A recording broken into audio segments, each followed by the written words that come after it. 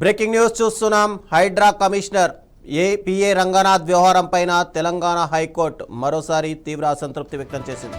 ప్రతి అంశంలో హైడ్రానే జోక్యం చేసుకుంటే జీహెచ్ఎంసీ, జలమండలి, ఇరిగేషన్ శాఖలు ఏం చేస్తున్నాయని ప్రశ్నించింది. అన్ని శాఖలను పక్కన పెట్టి హైడ్రా ఒక్కటే ఉంచితే సరిపోతుందేమో అంటూ కోర్టు చురకలు అంటించింది. ఇక కోర్టు ఆదేశాలను పదే పదే పట్టించుకోకపోవడం పైన ధర్మాసనం సైతం తీవ్ర ఆగ్రహం వ్యక్తం చేసింది. ఈ నెల 27న హైడ్రా కమిషనర్ ఏవి రంగనాథ్ వ్యక్తిగతంగా కోర్టుకు హాజరు కావాలని ఆదేశించింది.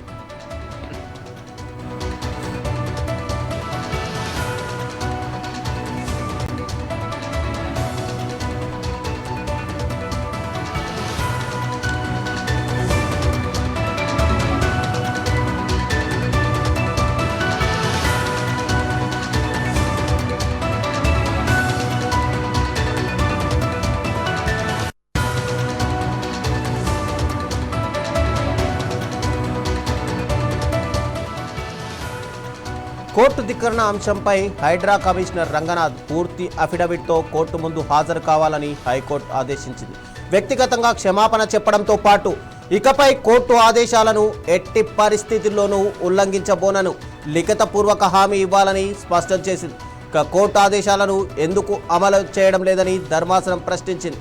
ప్రభుత్వ శాఖలు న్యాయస్థానం ఆదేశాలను తప్పనిసరిగా పాటించాలని మరోసారి స్పష్టం చేసింది.